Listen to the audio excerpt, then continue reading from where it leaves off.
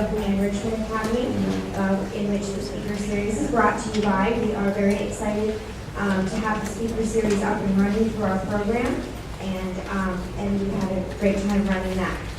Tonight we have an excellent speaker here for you, John Maiorino, a renowned global speaker and an instructor with the Enrichment Academy. And we welcome John here tonight to give a dynamic presentation on the power of the subconscious. And because John is an instructor with the Enrichment Academy, he does have some courses with us. So any of the courses mentioned tonight, you can register for them, of course, online, as well as after this presentation at the registration desk, which is located at the front of the building where you came in. So registration will be open for any courses that are mentioned tonight through John, and we are excited to have him here, and we're ready for a great presentation. And thank you so much for coming out tonight.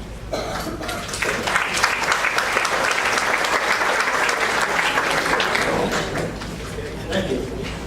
Hey, good night. Good evening. Good night, whatever it is, my friends from the villages. You know, I'm from the villages, so I understand how you think and how you feel sometimes.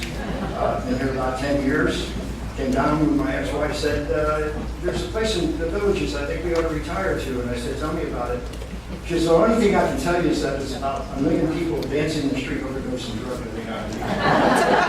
So I'm just going to get in my car and go down there and check this thing out. And it was true. So thank you for at least tonight, taking the night off, and I think we'll enjoy it. We can have some good time.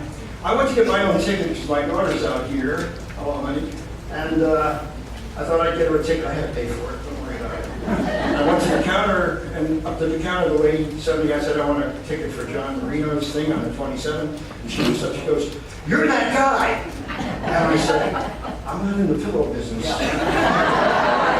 What do you mean by that? And she said, I've been waiting to try to pronounce your name correctly, and you just said it. I said, I hope I did for all these years. She said, people come up to me and just say, this guy, you know, I said, yeah, it's Maiorino. Just think of Dan when you're in Florida, and you'd be okay. So you got the name right, and thank you very much, and thank you for the work you're doing at the university. The power of the subconscious mind. I had a couple of friends ask me, what does that mean? And I said, you mean what? They said, subconscious. And I said, what do you think it means? This is for you guys especially. And I said, is it about napping?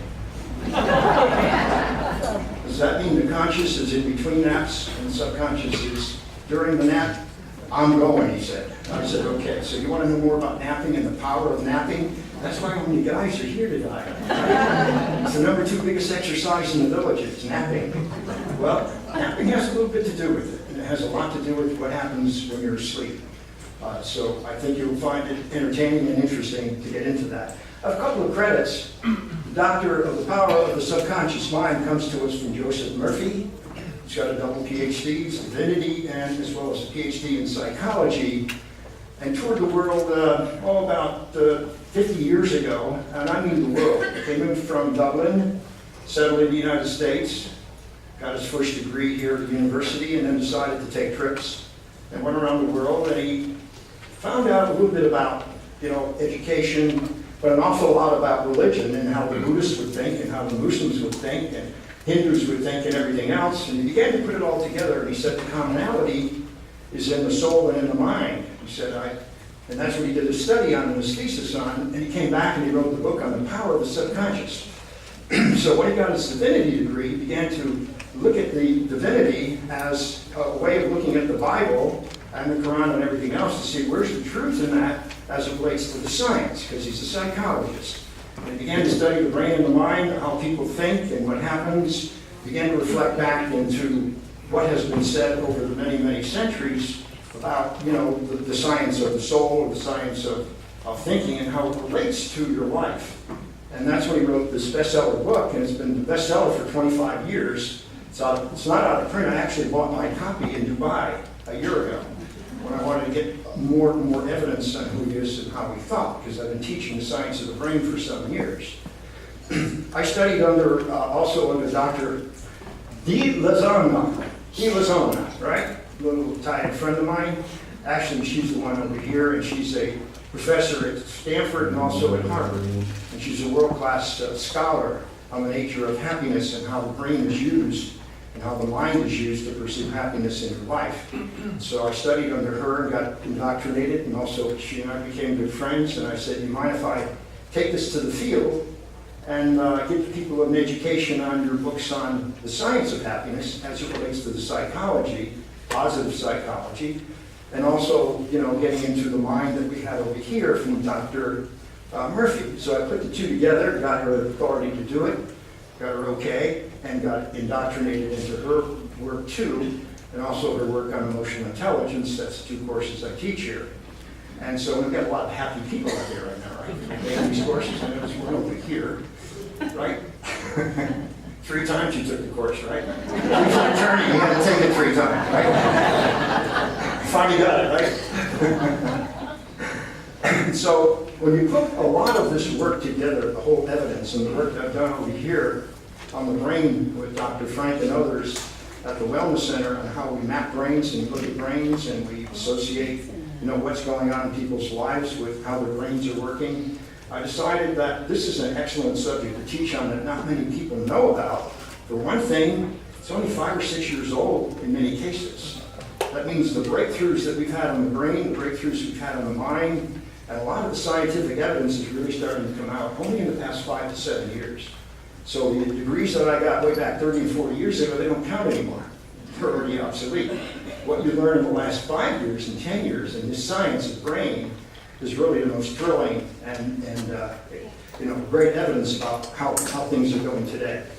Well, I worked out of New York for a while. Anybody here live near New York? Only the people in the front row and the people in the back. Are you from Chicago? So I lived in Chicago, but I lived in New York, and I lived in 15 cities in the United States and about 4 overseas.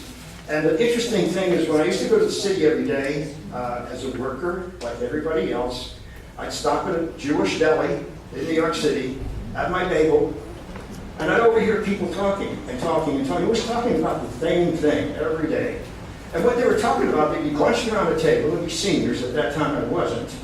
So I was fascinated by the idea that they have this contest going on, and I say, what are they talking about? Well, they're talking about, I had a kidney transplant last week, and my heart's going, and I had two livers, and I got 2 knees that are going. And the guy would say, I had a heart transplant. I died on the table, and they gave it back to me life. And they'd say, you won today. And I say, what the English you're playing? It's a Jewish anatomy poker. And I say, what's wrong with this picture when people get around a breakfast table and begin to talk about what ails them? And it's not until recently, in the past 5 years, that I've learned a lot of harm. Not just fun and games. And I sympathize with those because I play the game here. In fact, we played it just the other day when I was playing golf. Some of my friends were over here, they know that we're exchanging ideas on what pills they're taking. I said, it never stops. It's going on for many, many years. Well, the problem is how you're thinking, what you're saying, what words you're delivering to other people, and what you're feeling as you're saying it has a lot to do with your body.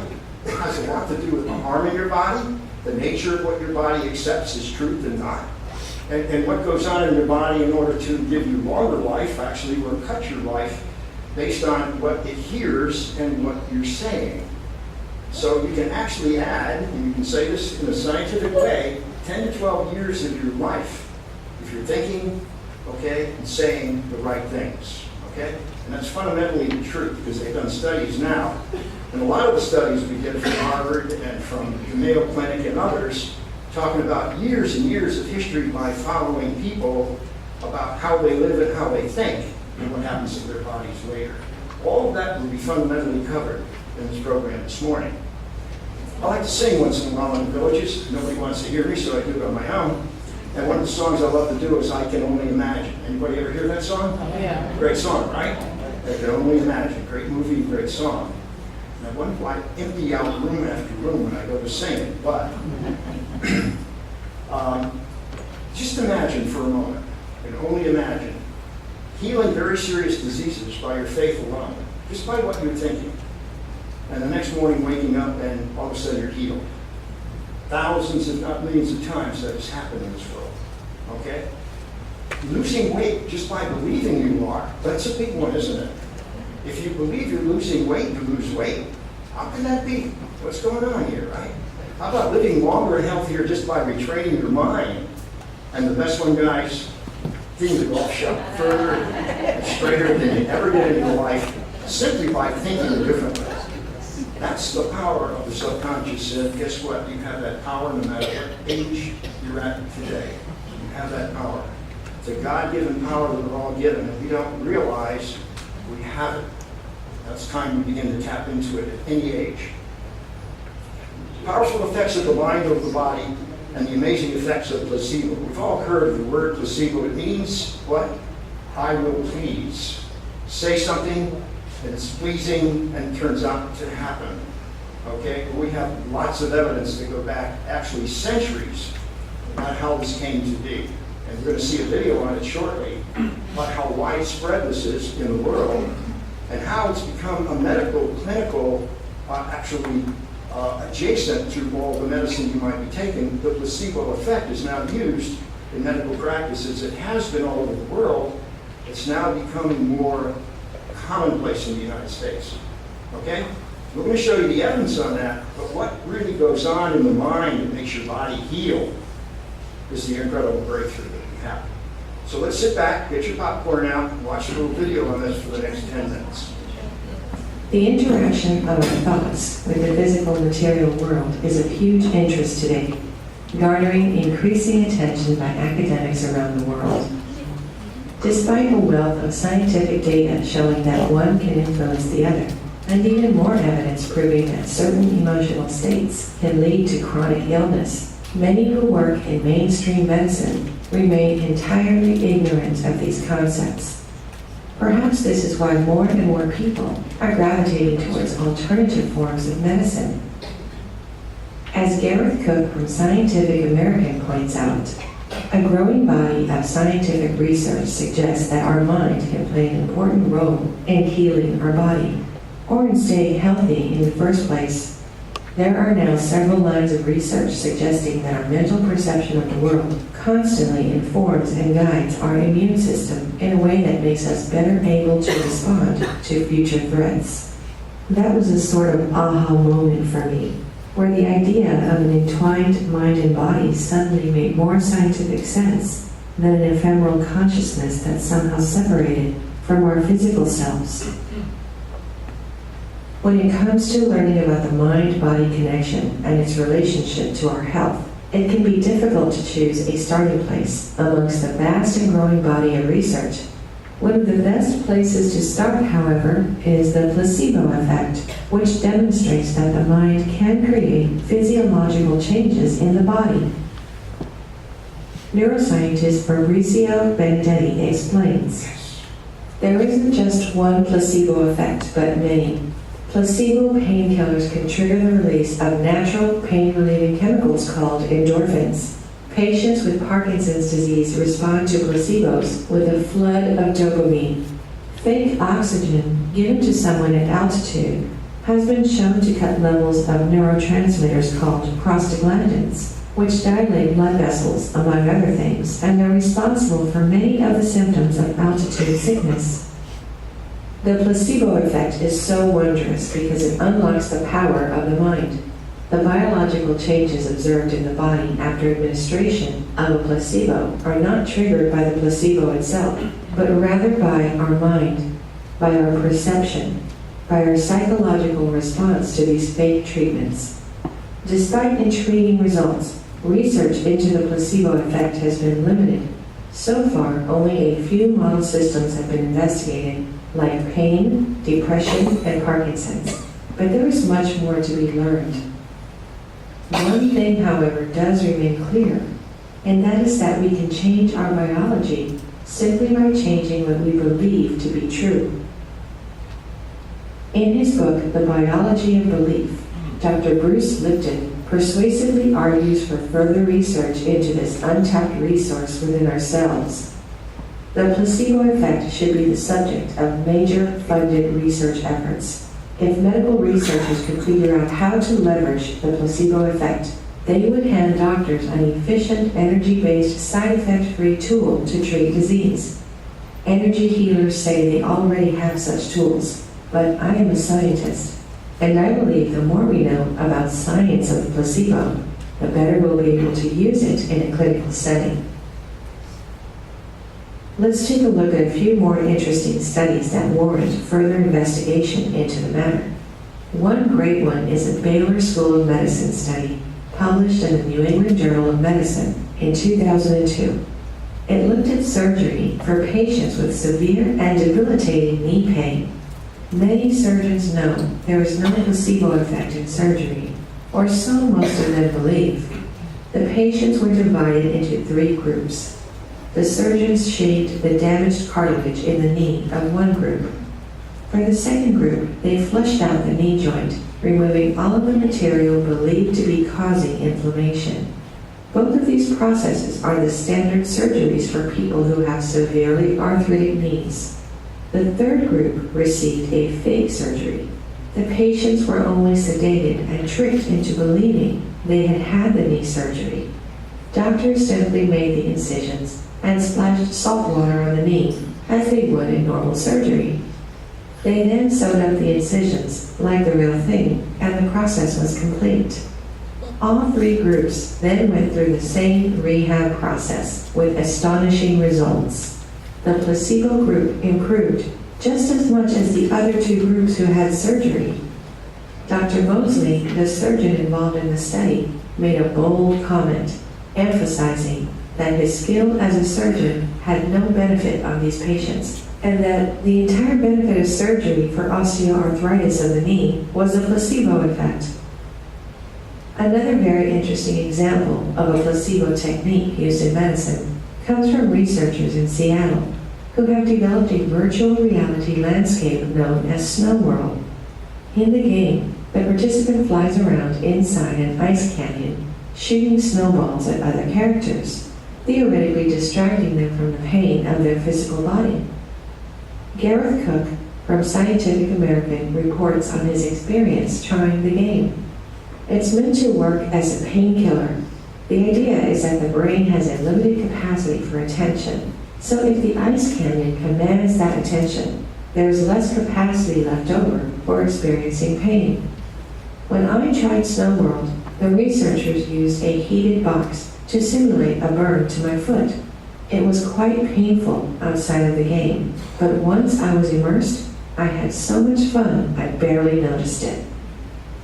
The technique was utilized to help burn victims deal with their sessions of wound treatment and physiotherapy, which can be extremely painful.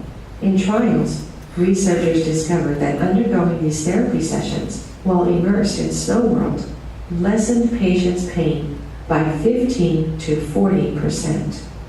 This, among other research, tells us that the brain plays an enormous role in the level of pain we feel. Cook explains, "So I think we've got our approach to pain all wrong. Our focus is almost exclusively on trying to banish it with drugs, which is incredibly costly and causes huge problems with side effects and addiction. Research like Snow World shows the potential of psychological approaches for treating pain, both to maximize the effectiveness of drugs and perhaps in some cases to replace them." Another great example of the power of the placebo effect was demonstrated in a 1999 report by the United States Department of Health and Human Services. The report discovered that half of severely depressed patients taking drugs improved compared to the 32% taking a placebo. Considering all of the dangers and side effects associated with antidepressants, not to mention how much pharmaceutical companies profit from their sale, this statistic seems an important one. If we can accomplish nearly as much with our minds alone without harming our health or creating chemical dependencies, shouldn't we be exploring that avenue first? In a study published in the British Medical Journal by researchers at the Nordic Cochrane Center in Copenhagen, it was revealed that pharmaceutical companies were not disclosing all information regarding the results of their drug trials. Researchers looked at documents from 70 different double-blind placebo-controlled trials of selective serotonin reuptake inhibitors and serotonin and norepinephrine reuptake inhibitors, and found that the full extent of serious harm in clinical study reports went unreported. A 2002 article published in the American Psychological Association's Prevention and Treatment by University of Connecticut psychology professor Irving Kirsch titled "The Emperor's New Drugs" made even more shocking discoveries. He found that 80% of the effect of antidepressants, as measured in clinical trials, could be attributed to the placebo effect. This professor even had to file a Freedom of Information Act request to get information on the clinical trials of the top antidepressants. He reveals that the difference between the response of the drugs and the response of the placebo was less than 2 points on average on this clinical scale that goes from 50 to 60 points. That's a very small difference. That difference is clinically meaningless. And the placebo effect is not just limited to depression. One trial found that patients with irritable bowel syndrome had much greater relief from their symptoms if the practitioner was warm and empathetic rather than cold but polite. From back pain to childbirth and more, many patient outcomes depend not just on what drugs are prescribed, but on how care is delivered. There are even studies indicating that the mind plays a role in both cancer growth and recovery. In animal studies, for example, stress hormones make a range of cancers spread fast, and patient trials suggest that stress management interventions reduce inflammation. The list goes on and on. Researchers all over the world have found that placebo treatments can stimulate real biological and physiological responses. Everything from changes in heart rate to blood pressure, and even chemical activity in the brain. It has been effective with a number of different ailments, from arthritis and Parkinson's to depression, fatigue, anxiety, and more. The placebo effect is most commonly cited during discussions of the power of the mind-body connection, but there is a wealth of other data that also strengthens the argument. For example, studies have been conducted which investigate the influence of A's intention on B's physiological state, a process referred to as remote intention. They further examine the influence of A's attention on B's physiological state, while A gazes at B over a one-way video link. The interaction of our thoughts with the physical material world is of huge interest today, garnering increasing attention by academics around the world. Despite a wealth of scientific data showing that one can influence the other, and even more evidence proving that certain emotional states can lead to chronic illness, many who work in mainstream medicine remain entirely ignorant of these concepts. Perhaps this is why more and more people are gravitating towards alternative forms of medicine. As Gareth Cook from Scientific American points out, a growing body of scientific research suggests that our mind can play an important role in healing our body, or in staying healthy in the first place. There are now several lines of research suggesting that our mental perception of the world constantly informs and guides our immune system in a way that makes us better able to respond to future threats. That was a sort of aha moment for me, where the idea of an entwined mind and body suddenly made more scientific sense than an ephemeral consciousness that's somehow separated from our physical selves. When it comes to learning about the mind-body connection and its relationship to our health, it can be difficult to choose a starting place amongst the vast and growing body of research. One of the best places to start, however, is the placebo effect, which demonstrates It's being repeated. There's another segment that comes on later. I can't run the entire video today, but they're showing what's going on in China. And let me give you a little bit of the background of this. I've worked all over the world. I've worked in China, in Malaysia, Singapore, all those countries, and also in Europe and the Middle East. The past 20 years, about 300 trips over to some of these places.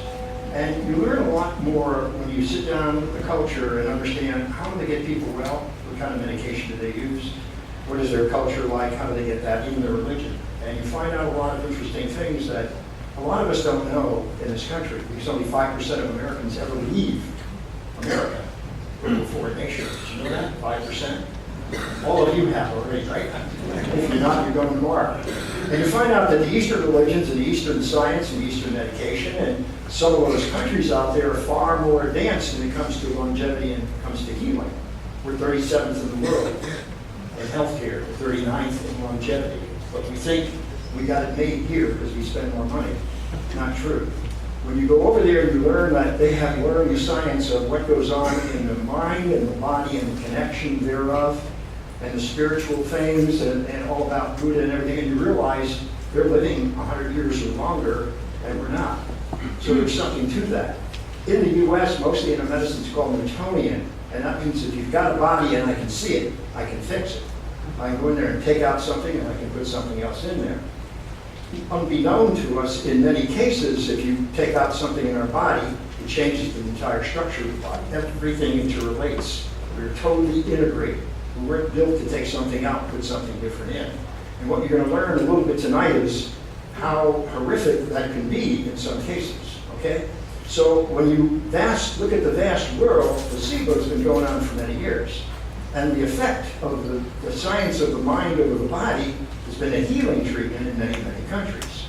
Now we're bringing it into the States big time because we can't hide the fact that it exists and that it can be added to whatever medical clinical trials and medical instruments we use to enhance not only the healing but also the longevity of people. Let me give you a couple more. In 1850, a surgeon operated over 4,000 patients. Everything. Okay, every kind of disease and illness, everything from taking off arms and legs to replacing things inside the body. No anesthesia, we didn't have it back then. Told them there would be no pain, recovered painless, and no fatalities. On and on and on, it went for about 40 years. That is amazing in itself. And all they did is tell his patients in a polite way, this isn't going to hurt, this is fine, this is normal, you're not going to feel anything, and you're going to not only survive, but you're going to thrive, and everything will be fine, and you'll heal. 4,000 patients got healed. All that is in scientific journals.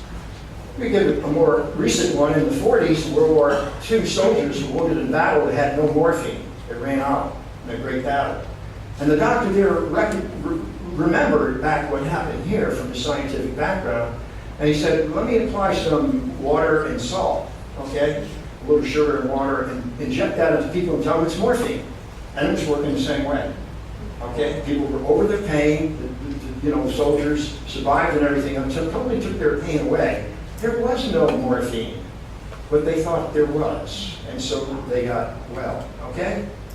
You remember this? You saw that in the video. This is becoming more and more of a treatment. It started in the military with burn victims. I got sent one of these to field test at one time, and it said, try this out. We're using this in more and more of pain medication actually to relieve treatments and traumas, etc., do different games that they play in virtual reality, and while they're watching that, there is no pain. It tends to go away. In other words, their mind is focused on the game, and they're into it so much that they can't feel their body anymore. And so what they're going through is very, very difficult types of therapy. One of the greatest is burn victims. And while they're going through that, they put them through the same effect that you saw on the screen, and the pain is gone. Let me get to a few more. Okay, this occurred just recently in Harvard. They did a study of what happens under stress. And we know that between 75 and 94% of all visits to doctors is a major cause of stress, or a major result of stress on the body. Stress is the killer. Okay? If you didn't have stress, you wouldn't have half the diseases and the problems we have today. We know that from a psychological point of view, but we know what it does to the body, how it inhibits the movement of everything from blood flow to everything that goes on in the entire body. So stress is a killer. So they took 30,000 people, and they wanted to know what the effect is on stress, on their attitude, on their minds. They did a study for 8 years, 30,000 people, okay, and they separated the people into two groups. Those that thought the stress was harmful, like you and I. Not good to have stress, is it? Okay? And then those that said, no, it's more motivating, it pumps me up, I love stress, it makes me be my best, And they said, okay, after 8 years, group one, stress is harmful and causes ill effects, 43% more likely to die or died or became rather ill. This is only in 8 years. What happened happens to the rest of the people under stress? It's motivating, good, and survived and thrived. And they actually not only thrived, when I say thrive, they not only survived, but they were stronger and healthier than people. The results of their body was totally different. Okay? Group 2, they found released more of what we call oxytocin, which is a lovely hormone. You'll all have it. If you've ever made love, you're releasing oxytocin, right? You ought to go out to a place and get some oxytocin tonight if they sell that at a bar. But it's really good stuff. It's a hormone that's released under different degrees in which makes you feel terrific. Okay, so it makes you feel enlightened and great. All right?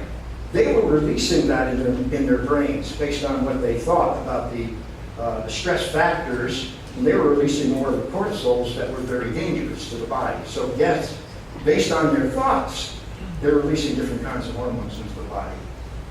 Okay? Now, this is interesting. I don't know if you've ever seen this word. Can you pronounce it? Dyschizia? Okay. It's a form of Parkinson's, and Parkinson's disease, as we know, is rather rampant. And it causes, you can't control your body or your head or much of anything. It's a very bad disease, and it really is in the head and in the nervous system throughout the body. But this particular type of Parkinson's, it's triggered. A certain something will happen, and it triggers the person to get totally out of control. Okay? We have people like this coming into the wellness center once in a while, and this is one of the people that we're treating. Now watch what happens to him when we change his thinking.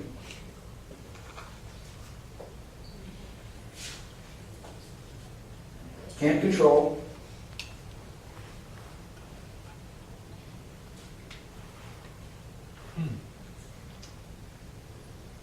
We're trying different colors. Now he's going to put a pair of glasses on with a totally different color.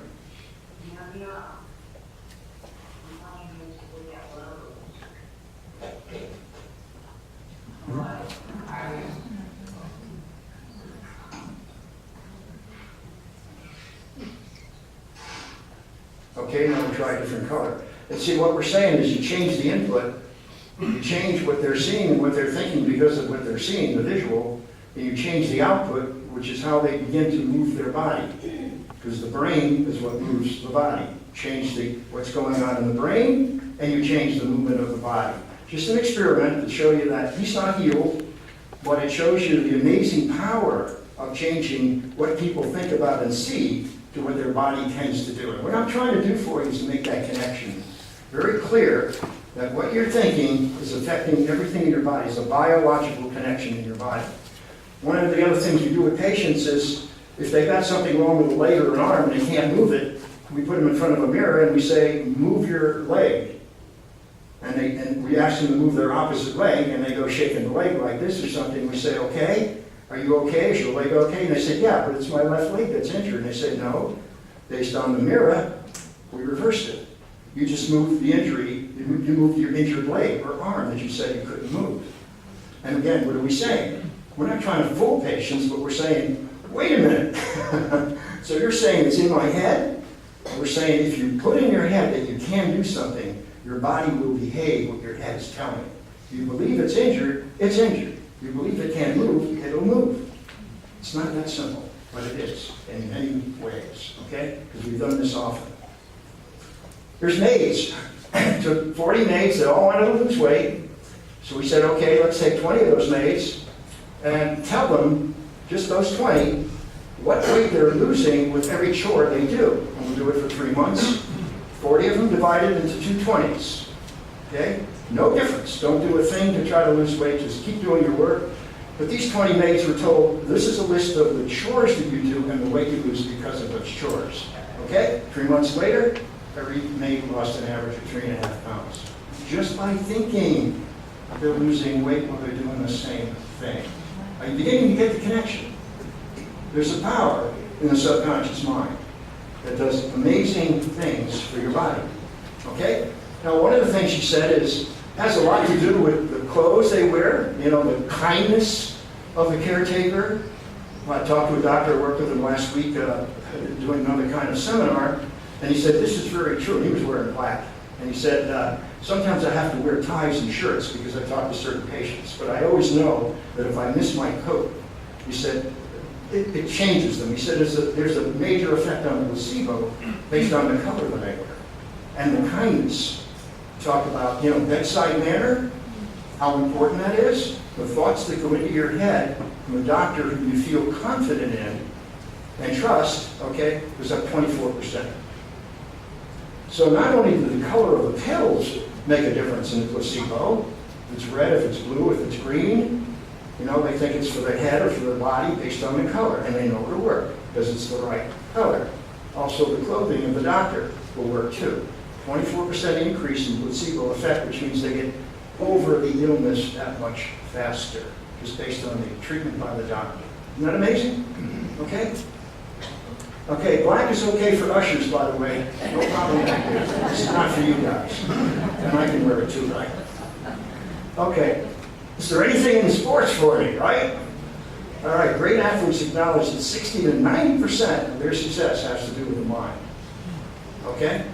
So let's take these two great golfers, Jack Nicklaus and Michael Jordan. Let's go back to Michael Jordan for a minute. Back years ago, I did a study on a trial that they did for basketball players, and they took, I think it was about 40. It's a well-known trial. They had 20 of them continue to shoot foul shots on the floor, get up there and shoot foul after foul after foul, so they're practicing, and shoot 200, try to make it. 220 we put into the locker room and said, you sit down and think about shooting 200 fouls today. And you got to do the complete treatment. I want you to think about how you're throwing it in, what you see, how it goes in, listen to the sound of the swish, do it again and again and again. And of course, when they finally met on the battleground over there, people in the locker room had wiped out the people who were practicing. And I knew that study had gone on for many, many years, and it's not only one trial, it was many trials. And it said that, wait a minute, there's something going on in the minds of the people who are trying to make a basket, and they are making it. Well, when they did the real study, they found out that their motor movement, their muscle memory was being affected by what they were thinking. So when you can put a thing on the brain and read the brain map on that, you can actually see what lights up. And they were actually physically playing basketball while they were thinking of it. So their muscles were getting in tune to perfect basketball. And when he got on the court, they were shooting perfect baskets. Jack Nicklaus wrote that in his book. He said about 50% of all his practice or more is spent just thinking about the game and the shot before every single shot he takes. He has to think about not how to hit the ball, but where he wants it to land, but he has to see it in his mind. And he said, I used to have to hear it. He said, when I can see it and I can hear swish, and I can hear the ball in the air, okay, that's what I want. And when he gets it down, he said, when I got it down, and he goes to take a swing, it works the same way. So what he does is he plants something in his mind that he intends to do, and then when he does it pretty well. Okay? All great athletes know that this is true today. A lot of your golf and my golf, okay, my buddies over there, are in your head. When you think you can do something, now, just think about something. You line up the shot and there's a lake over here, what do you say? Ah, there's water over there. You just told your body there's water over there. The body listens to the mind and says, okay, you must be talking about the water over there. Boom, it goes into the water. Oh, this is going to be a horrible day. Or even worse, I had a pain in the back. All right? No matter what you tell your body, it's going to behave according to what you say. Your words are powerful. And I'm going to show you that. Okay? You have power to control your thoughts and your emotion and, of course, your health. You have that power. Let's get into how the brain works, really. Where thoughts originate in the power of the mind. You notice I have body, mind, and spirit. Some people say body, soul, and spirit. The mind is the soul. Okay? Soul is the conscious and the subconscious of the person. Many theologians believe it's the subconscious of the person, but others say no.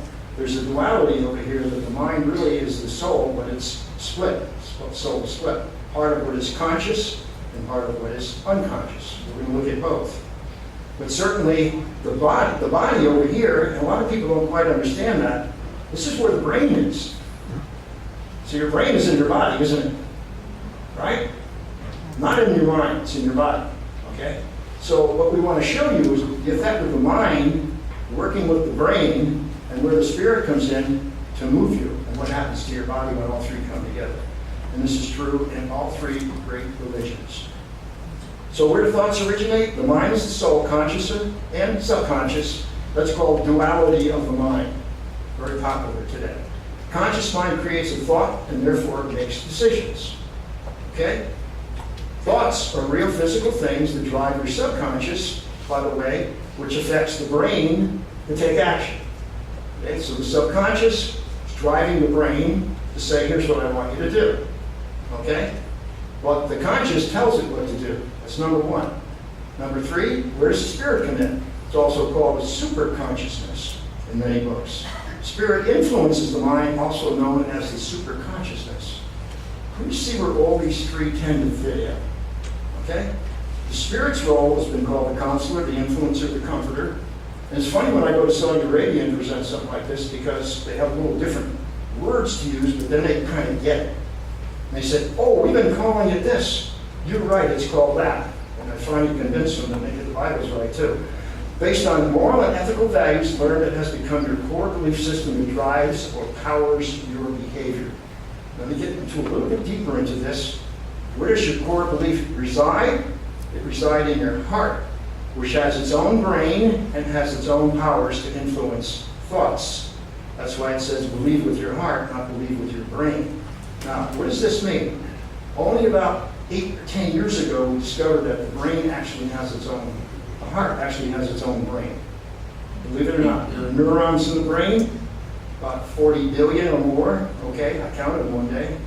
And there's a lot of neurons, neurons are cells, brain cells, okay, that we now found in the heart. How do we do that? Well, if you all remember the story a few years ago, the little child got molested and killed and raped and everything. She was 11 years old. Okay? The little girl who was dying of heart disease got her heart and a transplant. The little girl who got the heart transplant had a lot of bad memories. Wake up every night, she was in hysteria. She remembered every single thing that went on during the brutal murder that the other body went through. Okay? Now, she identified the killer. He went to prison. He was convicted in a state court. And they found over 300 other incidents whereby the transplanting of the heart, memory went over with it. A lot of memory. So as we begin to get into the science of the heart and look inside the cells of the heart, we found that they're actually neurons. So it stores memory. It has its own foundation of thinking and of memory. Okay? So now a lot of the Bible verses start to come alive when it says believe with your heart. Okay, what does that mean? Well, it's not a feeling. It has feelings because the brain is storing the emotions, lots of memory on the emotions, okay, which comes from the back of the head, but the heart stores a lot of those emotions, as well as the brain. But when connected, it has the greatest influence on driving the thoughts that a person has, even more than the events that are going on today. It has about 4,000 times the power of overriding your thought system because of the strong belief you have in your heart. So now we're getting a little bit more clarity on all these things that they talk about with the heart, because we can see the science and the biological elements that exist within the heart and what it does to feed the mind information. How do we do that? We can put something on the brain and something in the heart. We can see the lights go on. We can see the glitter. We can see the parts of the brain that light up when the heart does something. And we know that the heart now is speaking to something. And then the idea pops into your head. We can see all that. We have graphics on that now today that we didn't have years ago. So a lot of the verses that go on to what it means to be someone of the heart, it has a lot of thoughts and they're stored in the heart. But where, and this I struggled with when I was over in Saudi Arabia and other countries, when I began to really get into this more, it becomes more of your ethical and ethical values that are stored. So what's stored in the heart is what you truly believe in. So when you're convicted of something, you really believe in it, that memory, okay, of what you're convicted of, you totally believe it, sometimes from the basis of a child coming from a parent. That's stored in your heart. The heart's always trying to inform the brain what to do, the mind what to do, okay? Because its strongest belief is from the heart. It's not from experience, it's not from the medulla. It actually is occurring in the heart, which is giving information to the power of the brain to make a decision. Does that kind of give you a little bit more information here, you may not believe it yet. If you read scientific journals, like unfortunately I do every day, you'll find that it's true. So I put this little chart together. It said thoughts plus emotions equal feelings. Yes, when an emotion hits you and it becomes something that you realize just happened, it becomes a feeling, and that feeling could turn a decision you make into an emotional decision. When the influence of the heart starts to invade you, you have a fight. And the fight's going on between the heart and the head. Hey, this looks good, but the heart's saying, oh, it ain't. Based on a conviction you really have. And very often you override the heart by doing something that feels good, but it's the heart that's trying to inform you. So I created this little scenario that says what we need is to have a Starbucks relationship between the heart and the head. Because when they get along, which means when you get along with your inner convictions, you feel very, very good about your decisions. You just do. Putting them all together. Doesn't mean everything in the heart is correct. If you were brought up to believe something very evil, that's the information that's going to flow into your mind because you're convicted on that. And it may come from as many as 4 generations deep in your life. So your memory is also your mother's memory, your grandmother's memory, grandfather's memory. It's all coming down the epigenetics and stored within you. And a lot of this becomes who you are and what you're made of, called the DNA, but more than the DNA. It becomes how you behave after a while. It's kind of getting a little overwhelming, isn't it? So let me slow down. The power of thought using your free will. Think of all these sayings. As you think in his heart, so is he. Buddha said the mind is everything. What you think you become. Muhammad said become that which you think. So did Confucius, Socrates, Aristotle, and John. 1 John, right? We all kind of believe that. So what I think, I become. What I think is how I behave. What I think is my fundamental belief is my perception of the world, and that's how I think, and that's what I tend to do. Okay, not to be positive or negative, but it's all based on a lot of foundation and principles that are stored within you. A lot of that is in the heart. So let me give you a better graphic on that. Here's your mind over here, and you're going to make up your mind through a combination of your memory and your perceptions, genetics, mom and dad, right? Emotions come from the back of the brain, and heart memory. And they're all influencing your mind. So here's the thought. That's your conscious. So if you have a thought right now, consciously, that thought was a combination of everything you do. And your perceptions go with, do I believe this guy or not? Is this what I've read? Is this my experience? That's part of your perceptions, based on your own experiences, right? But you're putting together a thought. Okay, what happens to that thought? It becomes a decision and it goes into the subconscious, and the subconscious drives the brain to behavior. Now you got it. That's how they all kind of work together. Very fundamental. So we got to separate the conscious, what you do when you're awake in between naps, and when you're napping, right? The brain. The human brain, one of the last great frontiers. The brain is the most complicated device we've found in the universe. We learned more about it in the last 5 years than in the last 5,000 years. In the last few years, we've come out of the stone.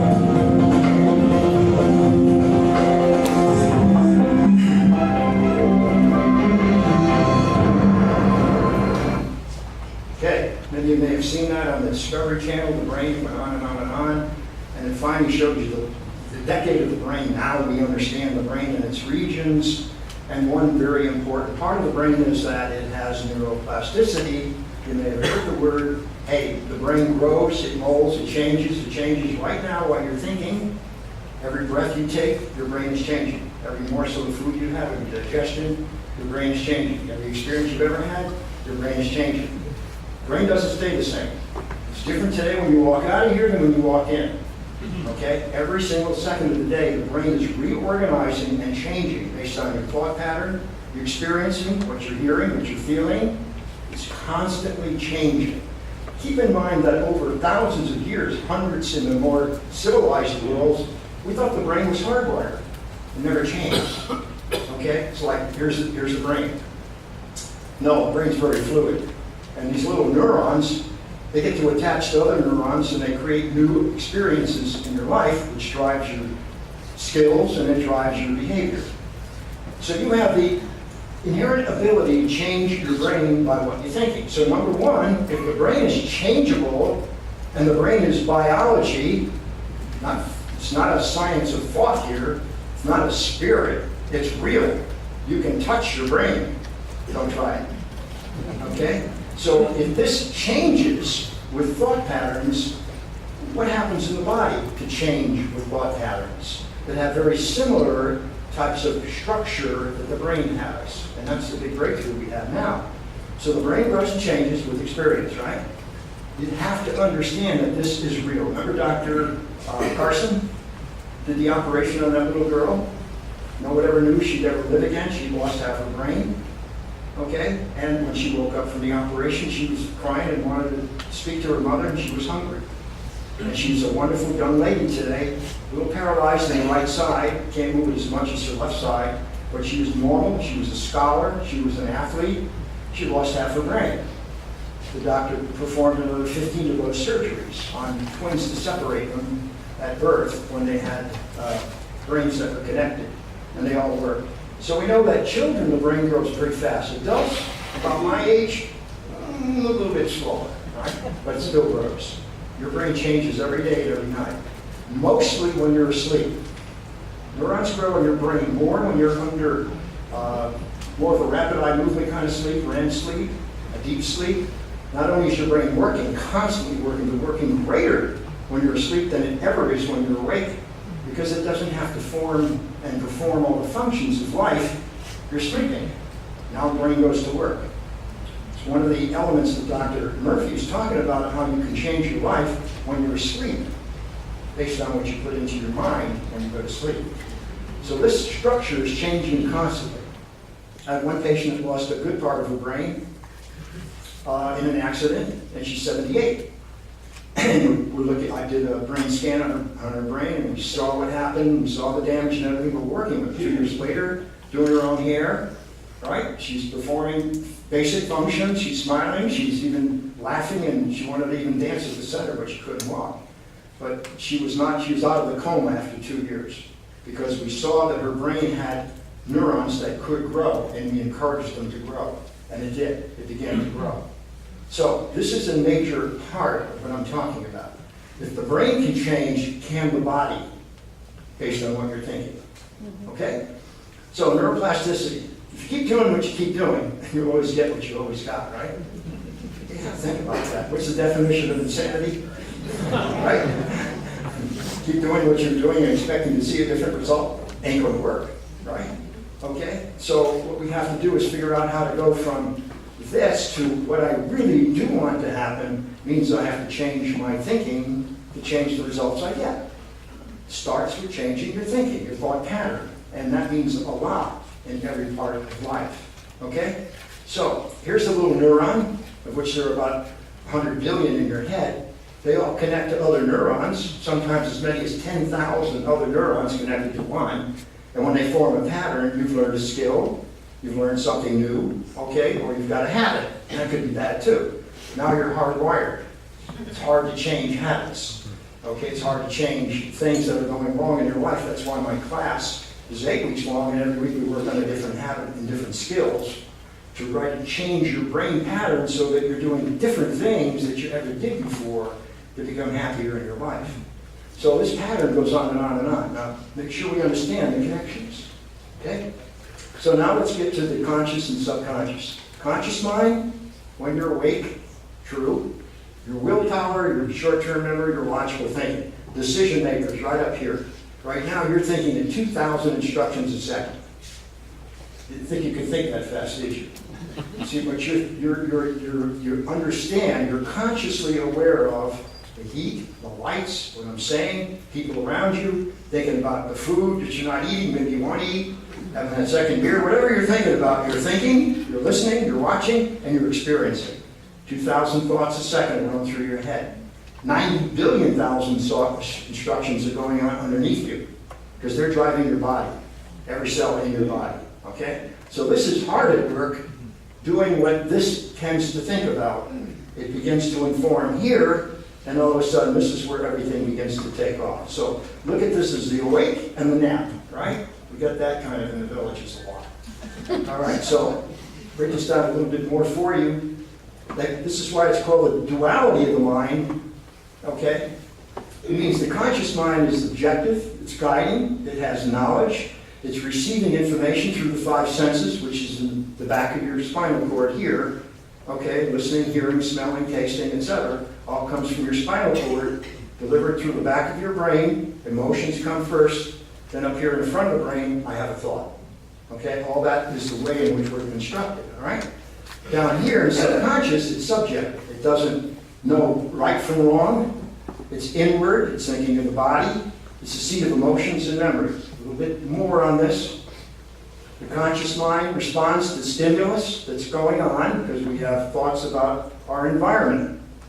It does not form habits, okay, but it triggers them. It's called the sixth sense down here. It processes many thoughts simultaneously and it forms habits if repeated. Those are those little neurons that come together, and if you repeat something over and over again, you got a skill or you got a habit, all right? So this is going on down here, well, this is going on up here. The duality of your mind, okay? It's often called the sixth sense, the ability of the subconscious to analyze 30,000 times faster than the conscious does. This is super. This is why it's called the power of the subconscious. This takes off and does amazing work within your biological structure of your body. Well, this is thinking one thing at a time, okay? So the duality of the mind. I have a thought, triggers the subconscious takes that thought, goes to work on your body, tells it what to do. A little bit deeper on that. When you have enough of those thoughts, you have an attitude. If you have positive attitudes and success, that usually relates to about 100% of success value. 90% the attitude, 10% skill. You have a negative attitude based on a lot of thoughts that you tend to have. The failure is often almost 100% based on 90% is your attitude and only 10% is your skill. Why is that?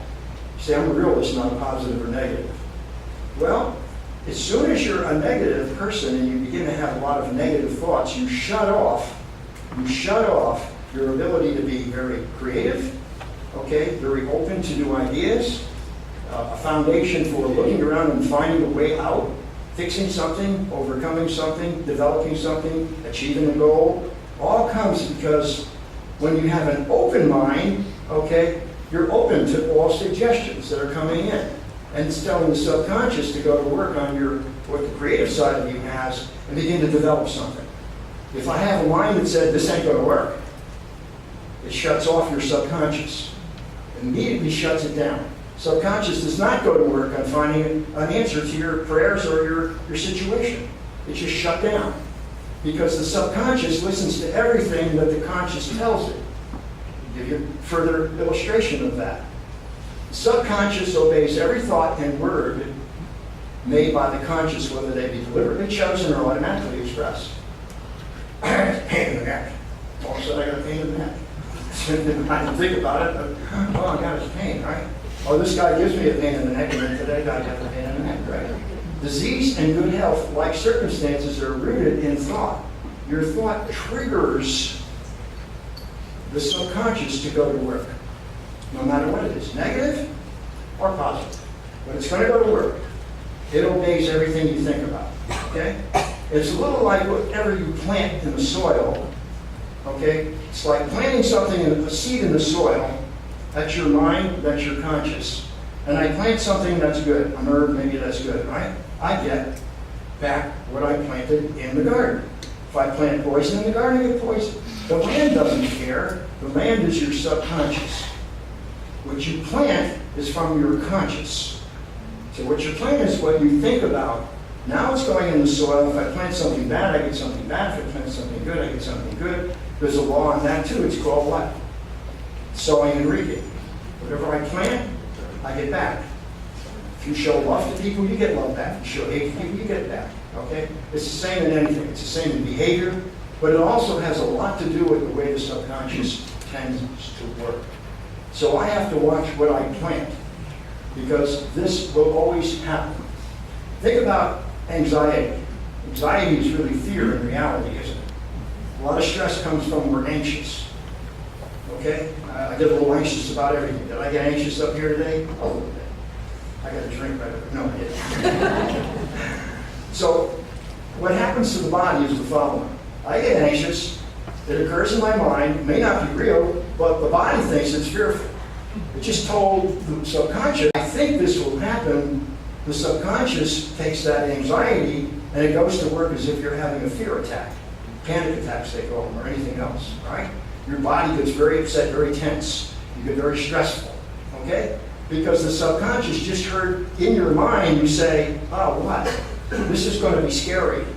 This isn't going to work. Or this is going to be bad, okay? Now, boom, it ends up being fear in the subconscious, which obeys everything the conscious tells it and goes to work as if it's fear. Now I got a fight-flight syndrome going on in my head. It's not going to work, so we're going to fight it.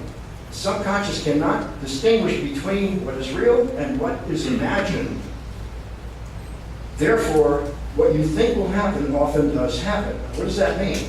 Imagination comes out of the positive thinking mind when you let your mind go and say there are many ways to solve the situation. Let me think. When you say, let me think, subconscious goes to work a second later and begins to work on all, and this is what it's really amazing. It works on all your memory, all your history, all your education, everything you've ever heard related to that subject, and begins to try to build what you're thinking to make it work, to make it happen.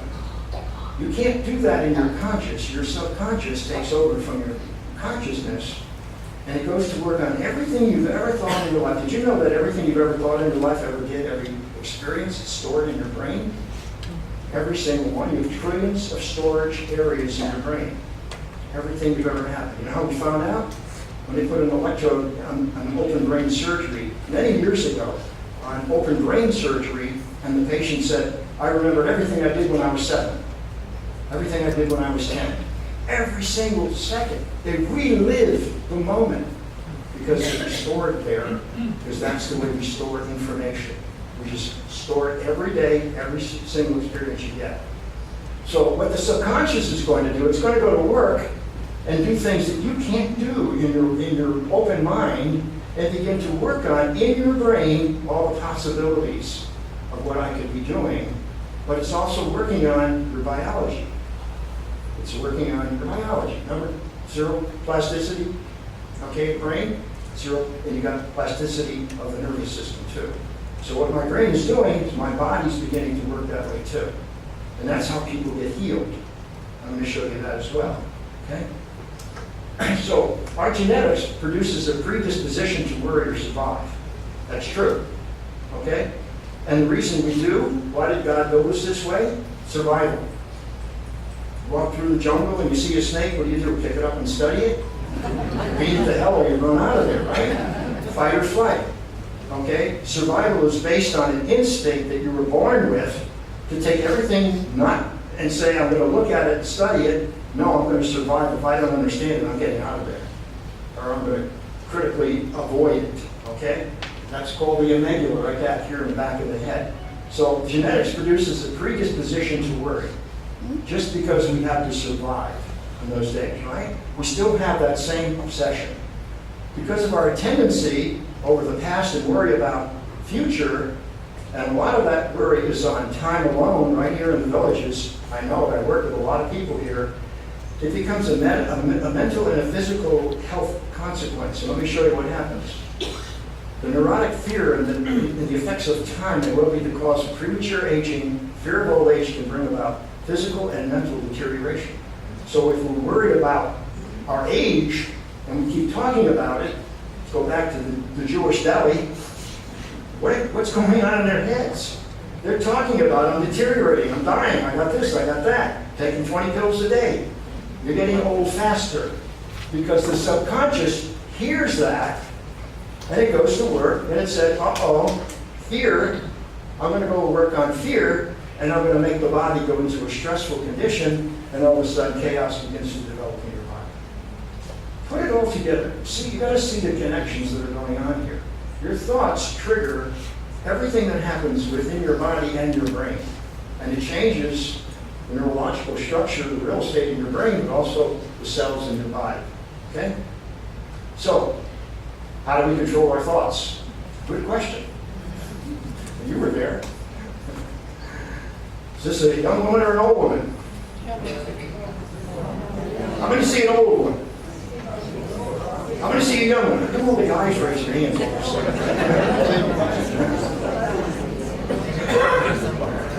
It's both, isn't it? And what's the difference? The difference starts with your perception. So perception, which is a part of the whole process of thinking, because you have a perception and I have based on all the stuff in our lives, okay? We have this perception. In order to change my mind and how I think, I need to change my perception, okay? And my attitude because of it. So it starts by shifting your perception to see things differently. You ever walk through the golf course and just worry about golf? Or did you ever walk through the golf course and see all the green and the birds and the beautiful skies and everything? And where's your mind? Is it savoring on what you're doing, or are you just trying to think of that next shot? It's everything that you begin to think about. It's your perception of life. It's finding the best in everything you do and not just, I have to eat it. But if I eat it, is it good? Does it taste good? Am I savoring my food? There's a lot of different ways to change your perception by shifting the way you think all day long to things that are going on in your life that are great. They're not bad. Okay? To life itself. To life in the villages. Okay? Shift your thoughts to all the good things that have ever happened. And you begin to change your perception and you're changing that worry and that stress, and you're going into a totally different mental position. So shifting your perception is one of the greatest things you can do. Okay? Remember, your beliefs control your behavior influenced by your perception. Change your belief system sometimes and you change your perception. So now we're going to get into this world of quantum physics. Ooh, that's exciting. Electrodes running through your body. You aren't just body, and your body, but your soul and spirit. Soul and spirit are a little bit more on the quantum side. You can't see them. Right? You can't see them, but you believe it's happening, right? There's something going on in your body, there's something you're thinking about. You can't see thought, but it's going on. Okay? Can't see a good feeling, but it's going on. So there's the world of the physical, but then there's the world of this other field going on all the way around us. And this is really exciting, and it's new.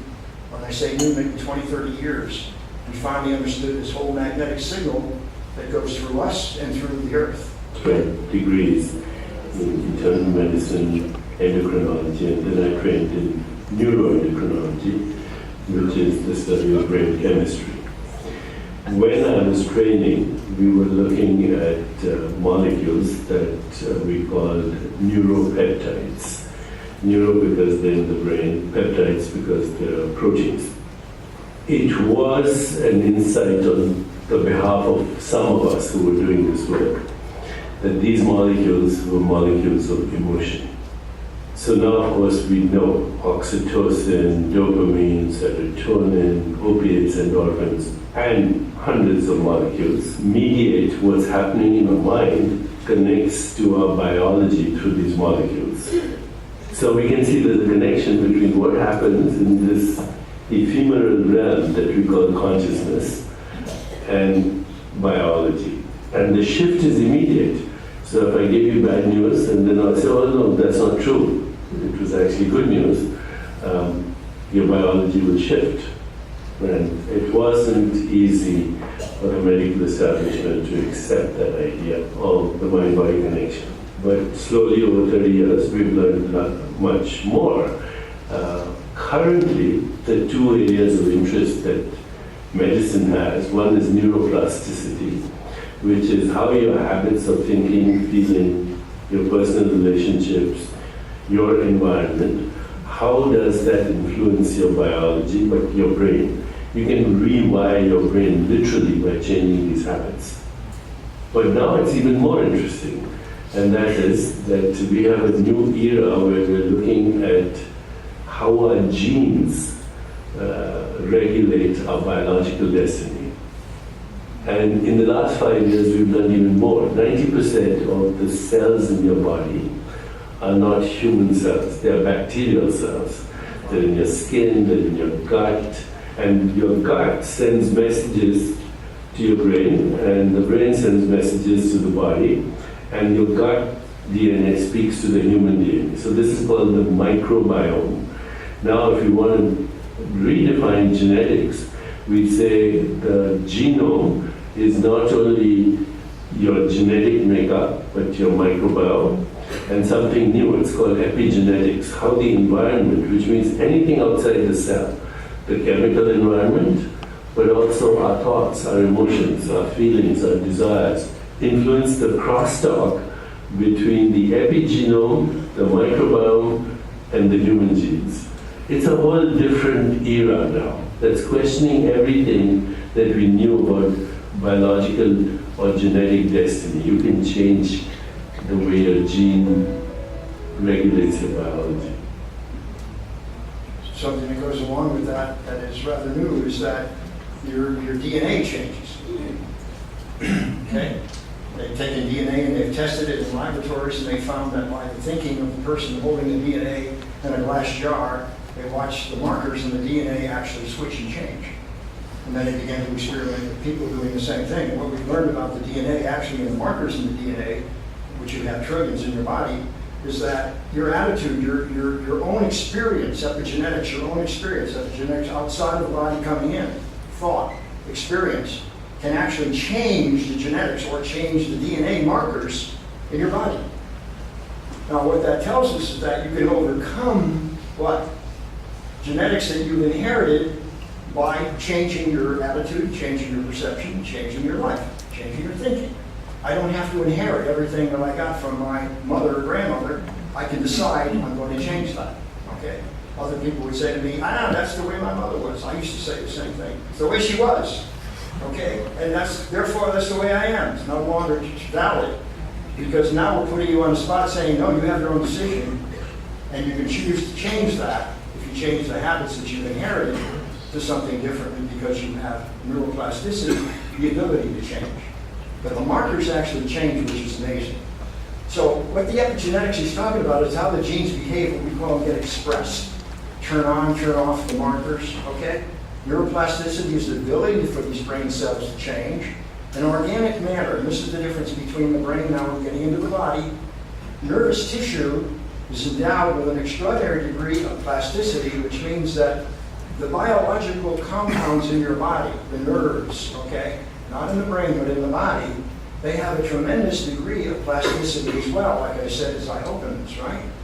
So all of a sudden we're beginning to say is not only is the brain plastic, but the body is a little bit too, isn't it?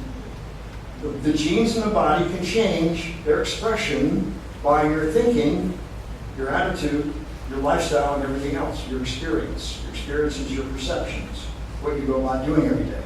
How are real changes in the body made from mental functions? I had to get behind that too. There's an electromagnetic signals that we send out. We know that you're not just body, blood and guts and bone and everything else and hair. You have a lot of electromagnetic signals that emanate from your body and go through your body every day. The only way you get energy to pump your heart is not from the food you're eating, it's from the earth. The earth sends up an energy blow, okay? It's a great deal of energy that's coming out from us. We walk 20 miles a day, we get that energy, and it pumps our heart. It pumps everything in our body. Every microtessel in your body is being pumped. If you don't walk 20 miles a day, you're not getting energy as much as you should, and you get a lot of what? I don't have the energy I used to have. Okay, well that's part of the cell makeup, because children develop that faster than we do. We lose a lot of that as we get older. So there's a lot to this whole electromagnetic signal. It's not only in the earth, but it's in every one of us. So we send out a signal. We send it out up to 15 feet that can be measured. From the EDU, be careful. Okay? So if you walk in a room and somebody gets a feeling, and you feel like, I've inherited that feeling, it's not good, I just feel good, I feel bad. Just by being around some people, we're sending signals. You're sending out a signal, some people call it the aura. I was able to measure that with people in my classrooms. But it goes out 15 feet. So if I'm sending out a signal, if my mind is sending out a signal to my body doing the same thing, your thoughts send a physical signal to your body in the form of electromagnetic current. Not a physical, like a hormone. but an electromagnetic current. Okay? And people can feel that signal from as much as 15 feet away. If they're sensitive to it, they can pick it up very quickly. And the rest of that video I didn't have a chance to show you earlier. In China, they have a couple of women actually holding on to seeds of herbs. And within 20 minutes, the seed is growing and it's developing. Okay, because of the power they have in thinking and making thought turn into reality and something physical. And it turns into that seed begins to grow, and all of a sudden they get a full-grown plant in their hand after about 10 minutes. I have that on film. So we send out a signal. We don't know how powerful that signal really is because it really gets into everyone else. You see those two people sitting in the facing each other on the video before? And it showed them kind of brain waves going back and forth. I call it the new form of social media, right? We're getting away from social media now. If you stand next to someone, you're sending them the information they need to have, right? But it's actually happening. It's called NLP, Neuro Linguistic Programming. I just taught that in Turkey a couple of weeks ago. And what it really means is that you have the ability through therapy to come along beside of a person and actually get into their feelings and into their mind, into their magnetic current. And by the way you're thinking, you begin to make them change their thinking. Okay? So I call it a new form of social media. I'm going to put it on the market next month, right? Okay? But this is all true. We know we can measure. How do we measure? I'm a curious guy. I'm an engineer. I started in engineering, ended up in more in psychology, but I asked myself, how does that all happen? Okay? I'm going to show you in a few minutes how that happens. When signals reach the cells by conductors in the body, our beliefs impact on them, influencing the perception and the DNA. So here, I have an external environment. Here, I have a belief network that goes through, right? It's passing through my mind, goes into my brain, comes up with all the experiences I've ever had. You come up with a perception of what you see, and it triggers your behavior. That's the way it all happens, right? So these signals reach the cells by conductors in the body. So here I'm thinking, and here it's going on in my cells, and then my behavior, which is part of the cell structure of who I am, I begin to take off and behave accordingly. Or the body behaves accordingly. Or the body gets healed accordingly. Okay? How does that happen, John? Well, here's a little dime over here. This is a little product called a squid, because I had to get into the science before I did this to say, a lot of people that won't believe that you actually have a signal you're sending out. Well, this is called a squid. Superconducting quantum interference device magnetic meter used to measure extremely subtle magnetic fields. It can read the brain, the heart, the muscle fields several feet away from the body. Thoughts send these signals out to the body.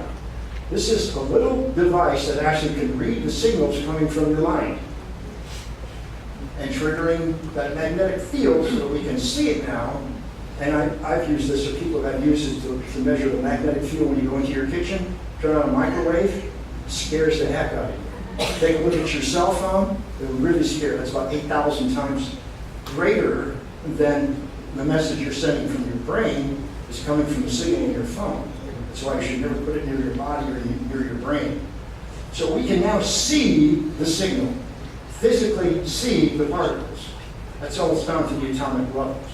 And we can measure them for the first time. Navy was using this in undersea, and now we've got it in almost every hospital in the country and a lot of laboratories that are doing a lot of work on it. Way beyond EKGs and EEGs and everything we've ever had and MRIs, we can now see things in the body we never saw before. And that's the magnetic signal that goes around your body as well as your body. Now, why does that make a difference? Because the magnetic signal that goes around your body has a lot to do with how your body feels. Something they had in Eastern medicine for many, many generations that we just are beginning to learn in the States, because against our medicine is physical, theirs has always been spiritual and physical.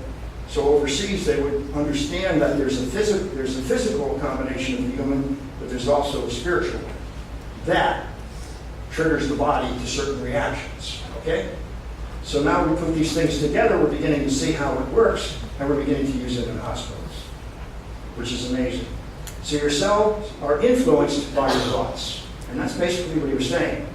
Every body contains what we call a biomagnetite, that acts as a conductor in the magnetic field that the brain sends out, okay? That means within the cells, and understand you have about 80 trillion in your body, some guys 100 trillion, okay? In your body that acts as like a conductor or receiver, so when that magnetic signal goes out, the cells of the body pick it up. Okay, so now you're beginning to see the combination of the mind to the body.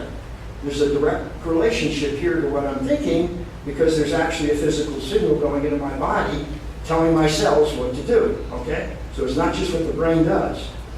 Where did we learn that? Well, mammals and birds all over the earth can fly thousands of miles and come right back to the homing area within months. So do whales, fishes, everything. They have a very strong sensitivity to magnetic signals, okay? If you ever see cows in the pastures around here, they're all facing the same way. Strong magnetic signal called the poles. And when that signal is very strong from the earth, all the animals tend to face it, okay? Birds can see that and migrate according to that signal that they're feeling from the earth, but also because they have conductors within the cells like we do that picks it up. Gives them a sense of what to do with their body. All right? Remember this one? My Fair Lady? Professor Higgins. Who's this? Hey, everybody got that one, right? You can tell by your age. I learned it when I was young. That's a great movie. But it's also a lot of psychology in here called the Pygmalion theory, called the self-fulfilling prophecy. It says that when one person feels very strong about someone else, that person actually picks up the same signals at 15 feet away. If I think about something over here, it becomes part of my thought process over here. So it's more than teacher pupil. It's a feeling I have, but it's a sense. So I have a vision in my head of what she's going to look like when she becomes a lady from a flower girl. And if I do that often enough, it becomes what she suddenly believes in. And all of a sudden, her mind begins to change and her body changes in the reaction accordingly, called the self-fulfilling prophecy. Okay? Watch a little bit of this on screen for modern day little basketball.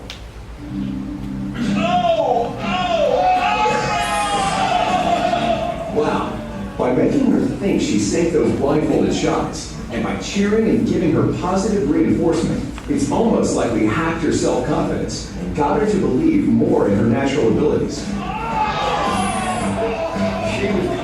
could not believe she could ever Out shoot of a 10 basket. shots this time around, she ended up making 4.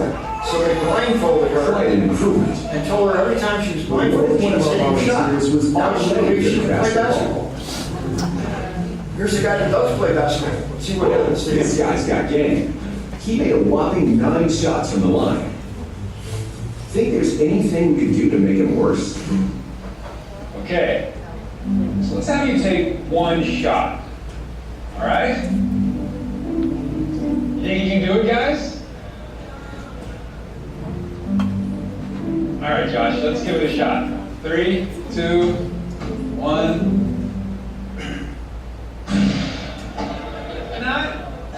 Not quite, but it's all right. Let's let him try a second time. It's a tough one. All right, Wow. let's give it a shot, Josh. He's told all these people that think very negative thoughts about his ability. That's all he told All them. right. He All can't right, do well, it. look, the man is blind. Okay, let's go ahead and take off the blindfold. So listen, it wasn't as easy as we thought, but let's have you do your 10 throws again without the blindfold. Okay. Do your thing, 9 out of 10, maybe 10 out of 10. Okay. Let's see. You guys his A game on? Come on, Josh. Whoa! All right, Josh. You got this, man. You got this.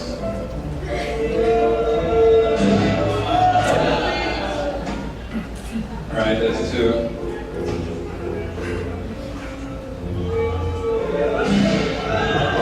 Remember, this guy made 9 free throws earlier, but now it looks like the crowd's negative reinforcement is throwing him off his game.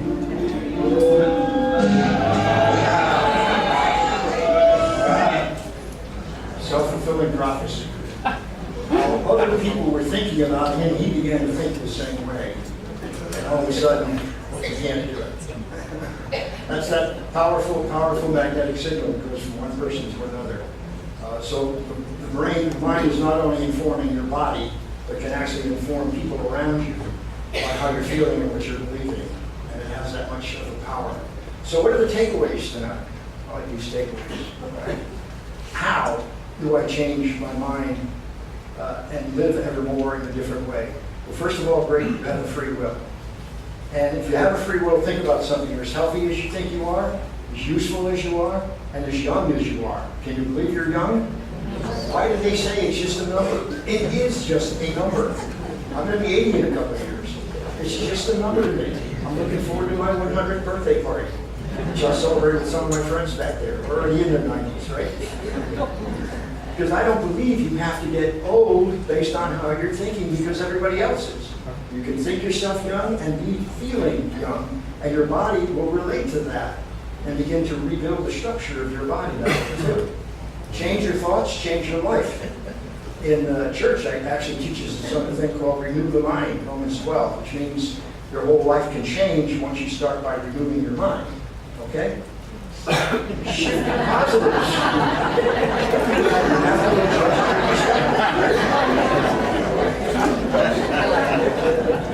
That's extremely powerful. How do I change my mindset? By shifting my perspective. And all the things we talked about. What habits are causing you not to enjoy life to its fullest? Those are habits. They need to be broken. Okay? The hidden power of sleep, as I mentioned before. Meditate or pray on what you want for an outcome before going to sleep. And this is extremely big, because Dr. Murphy has a couple of chapters on all of the exciting results of this. What he's saying is that the subconscious really is going to work at 100% pace when you're in deep sleep, okay? Of course, you have a problem sleeping, that's another problem we can talk about. When you're asleep, that subconscious is going to work at about 30,000 instructions a second, trying to build something that you put into your own mind. Okay? Now, it does it with meditation, okay? It becomes aware of the circumstances to change. So the mind is saying, let's be aware. Let me focus on the circumstances I want to change. Let me put a picture of that in my mind. And it's almost like visualization in basketball. I put a picture of that and what it looks like. A little different between thinking I'd like to get well and hoping the doctor will take care of me tomorrow and figuring what you look like when you're healthy. See, if you put a picture of yourself healthy and enjoying the day, and kind of taking a long walk, even if you can't walk, all of a sudden, that's the picture you go to bed with in your mind, not what I hope will happen, but a picture of what you see. The psychological problem, the subconscious is going to take off to form that. It's going to work on your gene structure, it's going to work on your cells, it's going to reorganize it. And this is how healing can happen. It's called faith healing too. When you have tremendous ability to have faith in something that said you're going to be okay. Maybe even the Bible said, it doesn't say do this to be healed. It said faith. If you have enough faith, you'll be healed. If you have enough faith, this will happen. Same way in every religion. So if you go over to Buddha and say the same thing, they say the same thing. Right? Faith is what heals you. So if you go to sleep and in your mind you put a picture of that and you have the faith it will work, okay, then it will work. That's when the body goes to work to reorganize your body.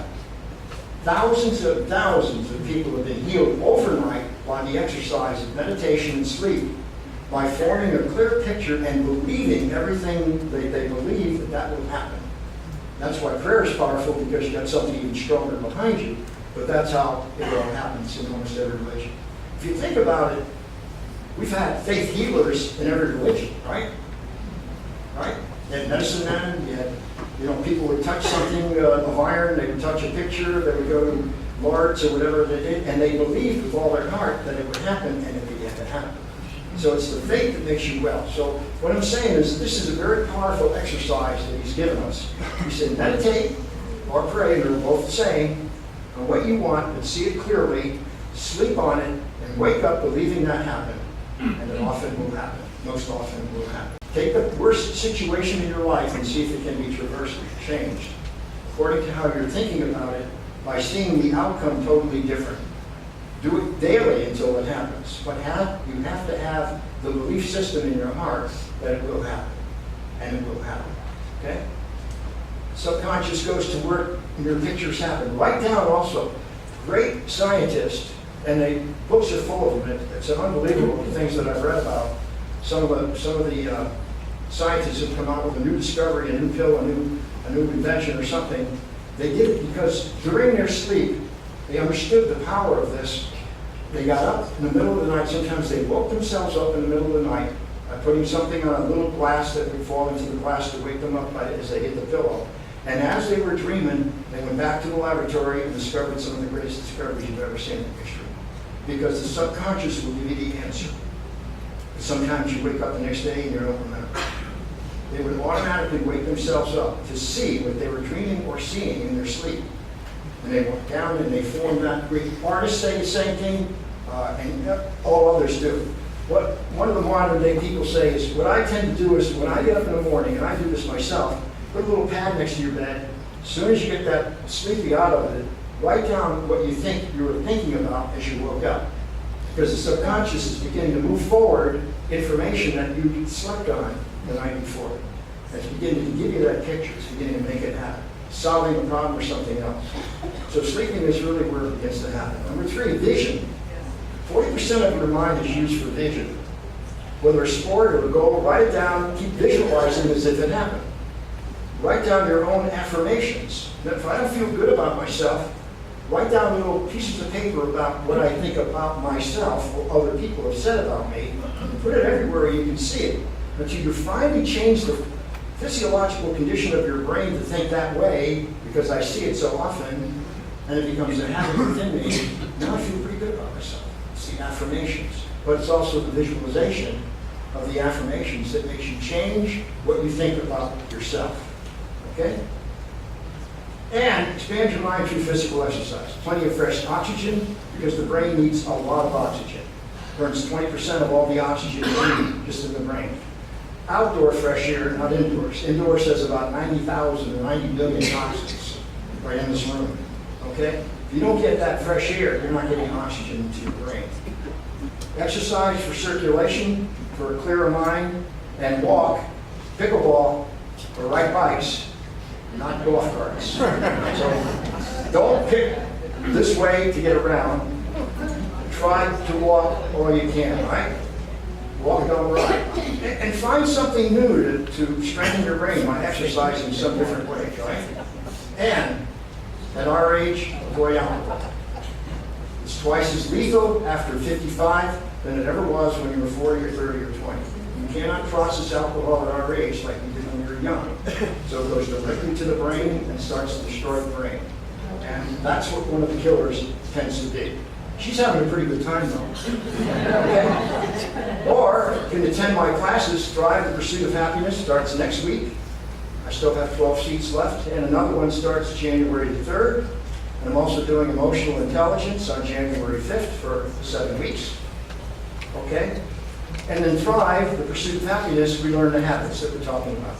5 major habits. Shift, connect differently, align, flex, release, and balance are all part of this. And the skills, gratitude, kindness, optimisms, all your gifts that you have to bring them forward and begin to use them with a true life purpose no matter what age you're at. Okay? Emotional intelligence, responsible for 80% of our success in all lives. Even for school children, we're giving this to 45,000 school children in California just took it. Reached the grade level 24%. I'm teaching it to leaders all over the world. But it's used in every walk of life. It's how to control your emotion. You ever make a bad decision? Raise your hand. I want you to have that exercise. Now we got exercise as well as admitting your guilt, right? Okay? Your emotion makes some bad decisions. Okay? You have to override that. Emotional intelligence shows you how to override everything, anxiety, fear, everything. To have successful decisions in everything you tend to do. Okay, you got a great brain, use it wisely. Thank you very much for coming.